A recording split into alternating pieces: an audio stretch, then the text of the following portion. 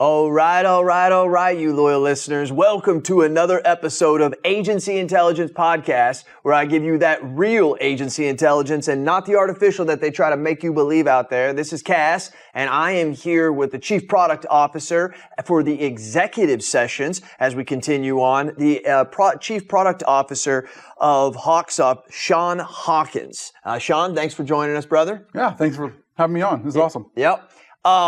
Sean, I think people really close to HawkSoft, real good users who have been around for a while, I think get to know you, but I think they probably, me particularly, and I think others know you a little bit less than they know Paul, who's been running around like a chicken with his head cut off for the last 20, 30 years, right? We were talking earlier, loyal listeners, about the fact I was at their national event. I think it was around 2014. We're not exactly sure. And that's where Sean was really coming out. If you ask Paul, he says he was pushing him out, but he was pushing him out in front of everybody. And we were really excited because with the different leadership style and the way that Paul had led him, Sean had a different style of really kind of opening up the business or the software. And it's not that Paul was against that. It's just we were coming of that age where we were needing to integrate our system. And if you remember, one of the things that Paul said what was really good is he felt as if the peripherals of the past are now needing to be part of the core. So that was something that was really, really exciting to look at. And if you remember what Paul had said on the other session, he had talked about how the peripherals had now needed to become the core of the software product. And I think that kind of all really started right around when Sean was coming about. And I'm not saying just for HawkSoft, but I'm just saying in that I remember it was Lightspeed Voice called me and said, hey, if you want to hook up, we have this, what would they call that? They called it a marketplace. Mm-hmm. And you could go in there and pick a couple products and it would hook up with, this was with QQ Solutions, actually. Mark Malis at the time, had created that. And I just thought that was mind blowing. And that was around 2014. So here you are, Sean, and I know that you lead an awesome team. Tell us what you do every day here at HawkSoft. Wow, yeah. I'm as a chief product officer, I am over the product development team. I work with a lot of the product owners who are responsible for the whole product, mm-hmm. really. And my job is really to oversee and ensure that there's consistency across the product.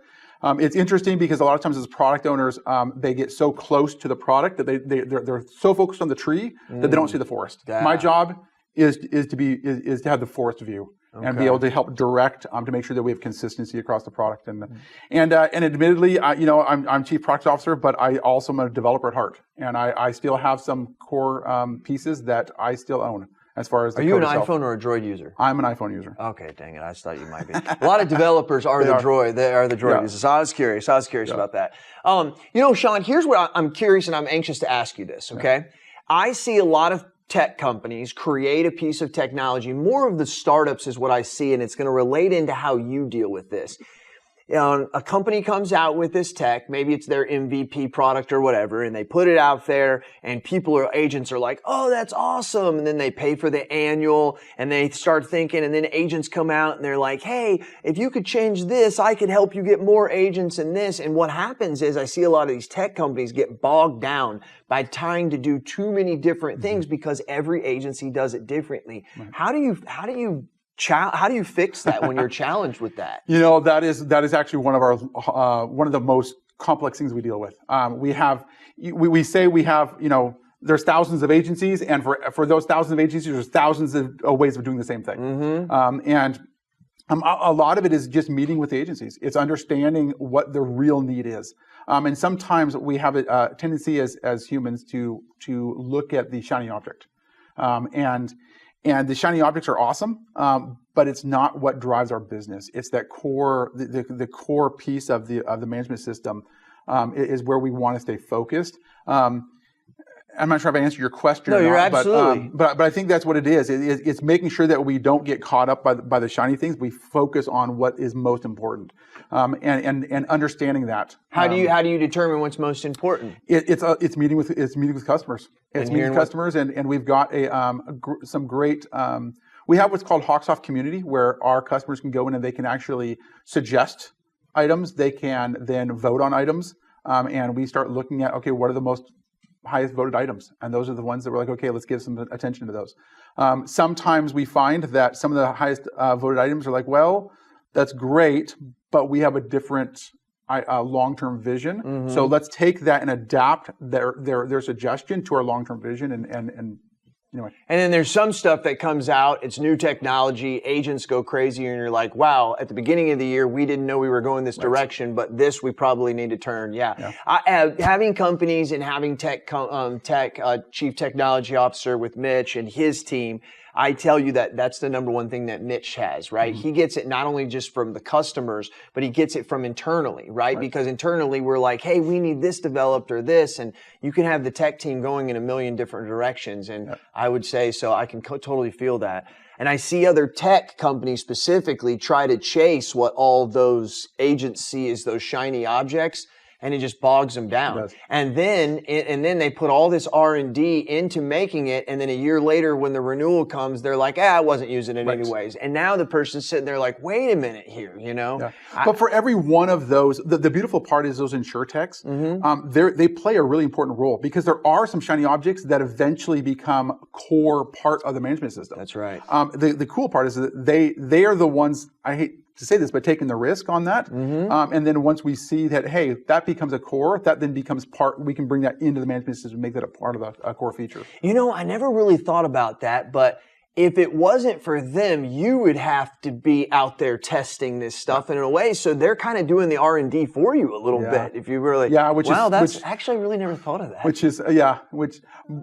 It's the way the system works. That's exactly the way the system works. On the other hand, you know, there's also a lot of things that are out there that that we're also seeing from a tech standpoint that's not necessarily being driven by the insurtechs that we're seeing as well. That was like, anyway, so it's a matter of keeping our eye on where technology is going, but making sure that that doesn't consume all of our focus. Our focus still needs to be around the core of what what an insurance agent does. Little Sean running around. When did you first think? What did you think would be your first job if you could have had any job when you were 8? As I told your dad, when I was 10, I wanted to be an airplane pilot. You know, what do you think? So I don't know if Paul shared the HawkSoft story as how we came about, but we go ahead. Grew up on a farm. I was lived in the middle of a wheat field outside of Spokane, Washington. As an 8-year-old, I wanted to be a farmer. That's what I wanted to be. But my dad bought me a computer. My teacher at school suggested that he buy me a computer. So he bought me a Tandy 1000. And he told me I could have any game I wanted as long as I programmed it myself. And he handed me a programming book. And so I'd come home from school and I'd go through that programming book and I'd learn, it was GW Basic at the time. And I wanted to build games. And so I was trying to build, back then it was like Pac-Man or Combat or, the really basic games. But it started with like tic-tac-toe, hangman, those kind of games. And I'd play them for about 20 minutes, and then I got an idea. I got another thing I want to build. And so off building something else. My dad at the time, he was a welder and a well driller at the time, and he'd come home, and I'd show him, hey, Dad, look what I built. And so then he'd stay up really late, and he was building stuff for my mom, like a check register and a recipe program and that kind of thing. Wow! And we went back and forth teaching each other to program.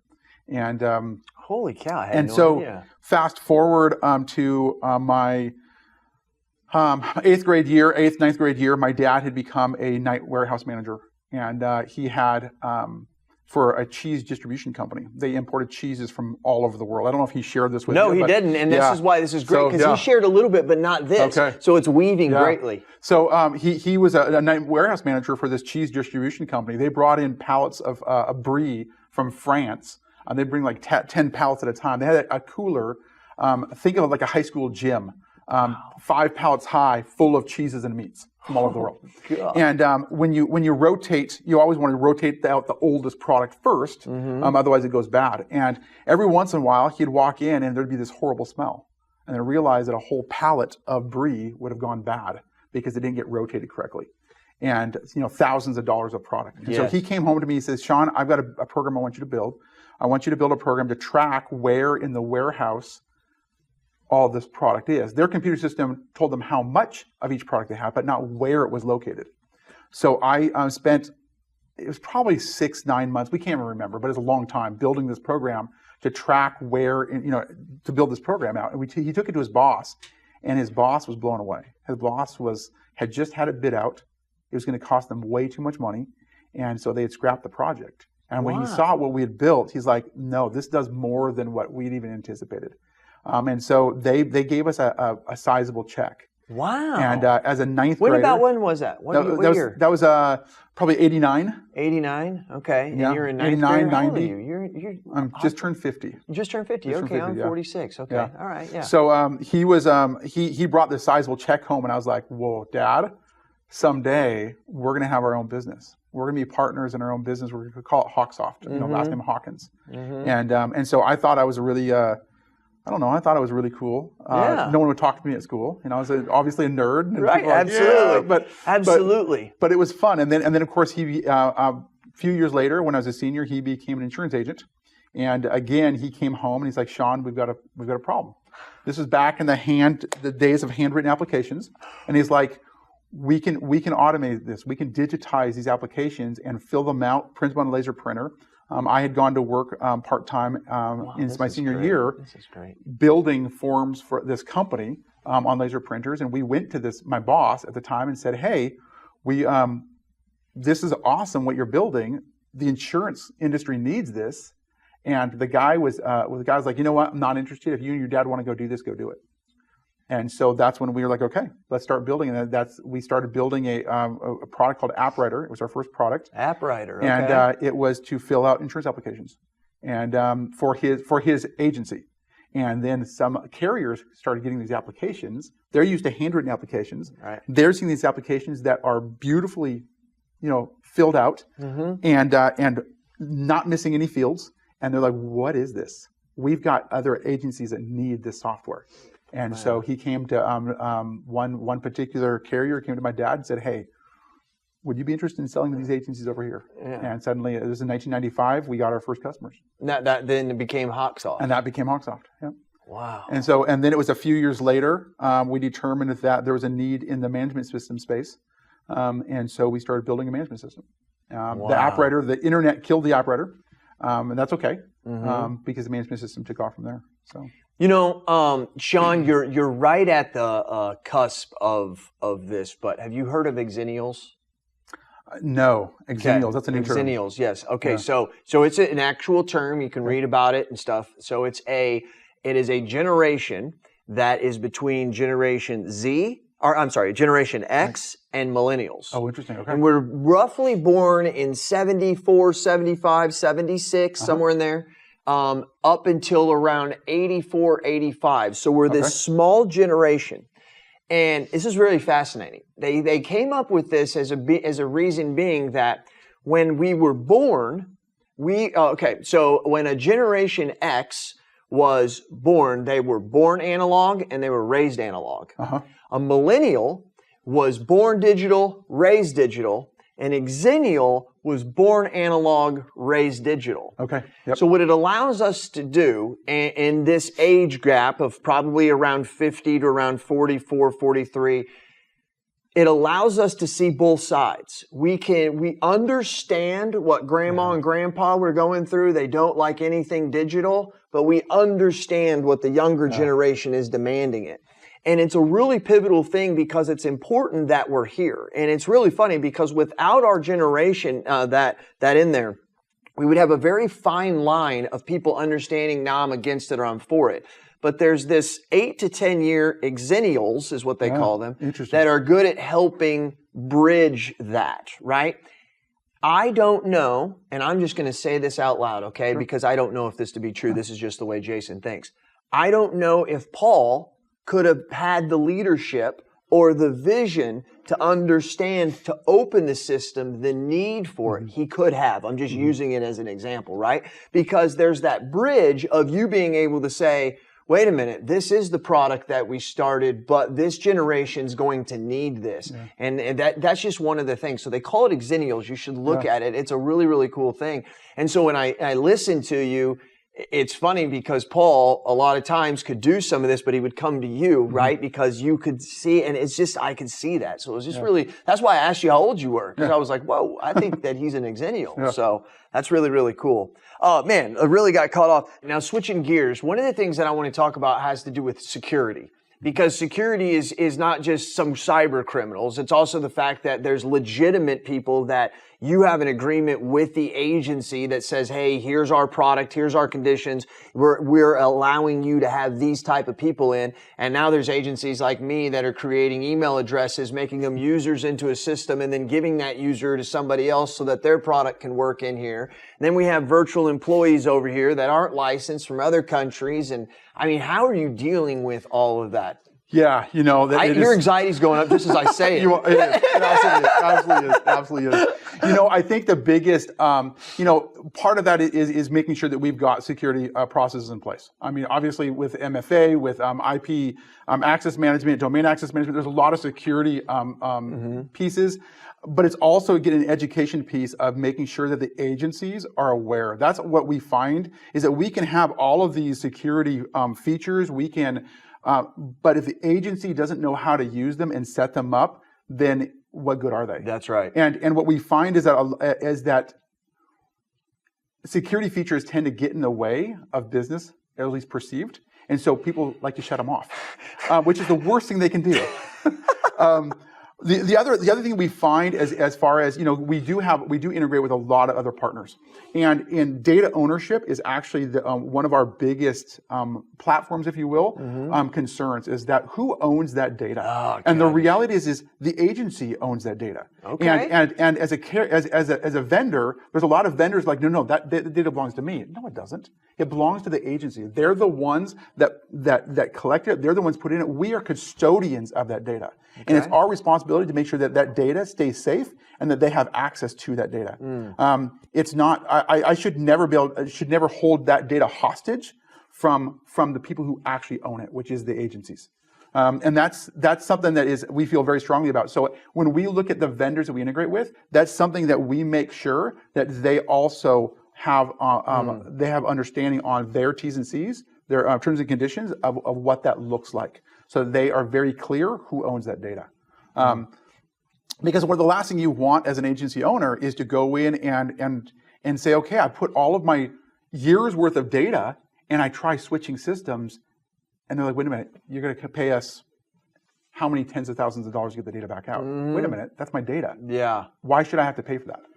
Sean, you guys don't have one of those? You guys don't, if I call and I'm HawkSoft and I need my data so I can move to another system, you're going to give us my data for free? We're going to give you data for free. There is, there may be, let me back up. A processing cost or something? There may be a processing cost. Let me back up. So we've got two different products, 5 and 6.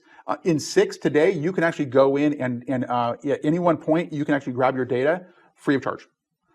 If you want all of the attachments, you're going to have to call us because there is an expense, and we're not going to, some people just want to download data over and over and over again. That makes sense. So you're going to have to call us to get it. But yeah, you're going to call us and you're going to get it. And 5, because 5 uses a proprietary, in HawkSoft 5 was a proprietary data, in order to convert it into a industry standard, we did charge like $150, just a nominal fee, if they want it in a standard format. But that's something we're talking $10,000, $15,000, $20,000 for these for your competitors. And that's something that we feel very strongly about. Again, who owns the data? The agency owns the data. Right. So why are we shouldn't be holding that data captive? If you have to give out a little bit more work in order to give it out, I think you should be compensated for that, but not compensated for the fact that you're giving up the data. Right. I got you. There's a term, and I hate to say it, but I'll say it. It's called ransomware. When you hold data hostage, that's called ransomware. And that's what that is. And so, yeah, it's something that we feel very strongly about, that the agency owns the data. Wow. And they should be able to move that data to wherever they need to move it to. Let you spin on that. It spins on it because I'm thinking of all the other chief technology officers and product officers I speak to, and I want to ask them that. So anyways, thank you, Sean, for stating that. Last question I want to ask you, let's go back over to the personal side. Mentors. I imagine you've had some great mentors in your life. Give me one, maybe two, and what was the reason why they were the mentor that you think of first, maybe? My mentor was my dad. My dad and I in a lot of ways grew up together. He always inspired me always believes in me. When I've got an idea, he's like, yeah, let's try it. And that's something he's always done. A lot of the systems that we have in place are because he's just so encouraging. The other one is my brother-in-law, who's also one of our partners. He has some just amazing ideas. He's like, hey, Sean, what about this? And he's an amazing idea person. And he'll just throw an idea my way, and I'm like, oh, we can run with that. And so both of them, I love working with them every day. Wow. I bet you a lot of people probably say your dad. You figure? Yeah. I bet you they do. Yeah. He's probably been a big figure to them. He's always someone that stood out to me. So that only figures. Got any hobbies you do outside of the hobbies? He does woodworking. Are you a woodworker? I'm a woodworker wannabe. I definitely. I'm actually in the process right now. I love doing projects around the house. I'm actually in the process of doing all of the on my staircase, all of the spindles, the railing, all that. Yeah. So sanding it all down, painting part of it, and then also, yeah. So are you replacing any or adding any to? So it's already there. You're just remodeling it or whatever we. So I mean, I do it all myself. So I'm literally our house had all wood molding everywhere, and I've gone through and have painted all of the molding. I've painted all the doors. I put decorative trim on all the doors. It's just that's kind of my thing. That's your thing. That's my thing. So.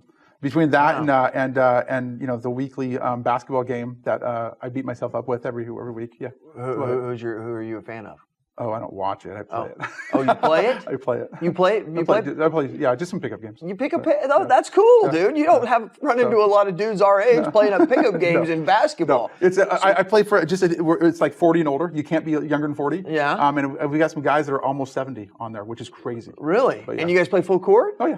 Wow. Well, up at the local gym? Just at one of the schools here. Do you guys do it at the same night every? Wow, that's cool. Kind of fun. Yeah, get out there, keeps you going, makes you realize every week how out of shape you are. Oh yeah. And I come home, my kids are. It's so funny because my kids are always like, "Okay, did Dad hurt himself tonight?" How old are the kids? So I've got 5 kids. I got a 24-year-old that's married, and I've got a grandbaby now that's about 16 months, something like that. Yeah. I've got a 21-year-old, an 18-year-old who's off at college, a 14, almost 15-year-old who's in high school, and a 10-year-old. So what you forgot to tell us was you don't have an option. You have to work because you've got a lot of bills. Wow. Yeah. Man, you were going through the time of their life too, though. I mean, I imagine the way that your dad raised you, that's rubbing off. But no matter how good you are at raising a kid, that time of from 13 to about 21, 24 is just having 19 and 25-year-olds. So I know exactly where you're coming from, brother. Yeah. Wow. Yeah. And you know they're trying to find themselves. You know, and you have to be so patient with them because sometimes you just want to literally just strangle them. And I'm saying that nice, not really, but you know you really do because you just have to remind yourself, man, they're just teenagers, man, they're just learning. You know, you know what I mean, though. Yeah. So you asked about hobbies. Between 5 kids and work and I do a lot with my church as well, and kids. That's about everything. And a worker, woodman wannabe, and pickup game. That's cool. How long have you been doing the pickup game? Oh, my whole life. I played ball 4 years in high school, and you did. What's your position? Forward. You forward? Yeah. Like down low on the post? Yeah. Doing a little bruising? Oh, yeah. Beating them up? Beating them a little bit. Give me a 74-year-old guy on the post right now. Come on. You know? Yeah, so are you, do you have a favorite basketball team?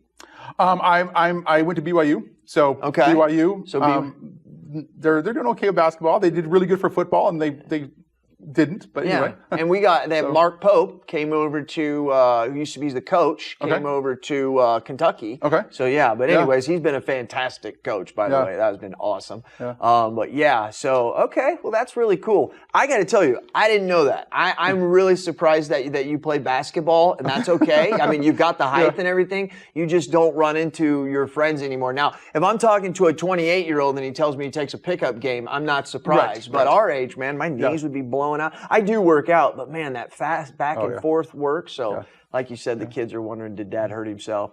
I have a funny story on that. Come on, so please. we were very religious, and part of prayers when I was leaving to play basketball about a month ago, and my daughter in her prayer says, "Heavenly Father, help that Dad does not hurt himself too bad tonight."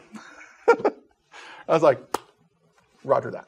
She said too bad. She said too bad. Too bad. Yeah, that's good. That's good. Yeah. Hey, So- Sean, appreciate your time, appreciate man. you. Thank you very much. Thanks for Appreciate all it. you do. Thanks for the organization you lead. My loyal listeners know I'm not a HawkSoft user, but I just don't say this. I've said this many, many times. I have partners. I have business partners who are other agency owners, and they have HawkSoft. And one of the reasons why they're HawkSoft is because I encourage them. I've encouraged others for other systems, but specifically for when I see a certain type of agency that is needing a certain type of, not technology, but they need the culture. They're a person who believes in a company that believes in them, that believes in the industry, that is doing everything they can. It kind of sounded cliche and repeat when Paul kept saying he's about the people and developing the people. But as I told him, it's not. People who know you, Paul, know that this is really true. And I think that the apple didn't fall too far from the tree. Well, I was going to say, I'd like to just add on to that. We are a people first company. And we talk about that all the time, that it's our people that have made us where we are, and our customers, and they're awesome. And I love working with them every day. Yeah, So, thank you very much. Yeah. So all you loyal listeners, you know I do what I do because I do it for you. Tell me your thoughts and tell me your ideas, and I'm going to tell the world what you have to say. This has been Jason Cass at Shaw & Hawkins, and this is the Executive Sessions, and we're out.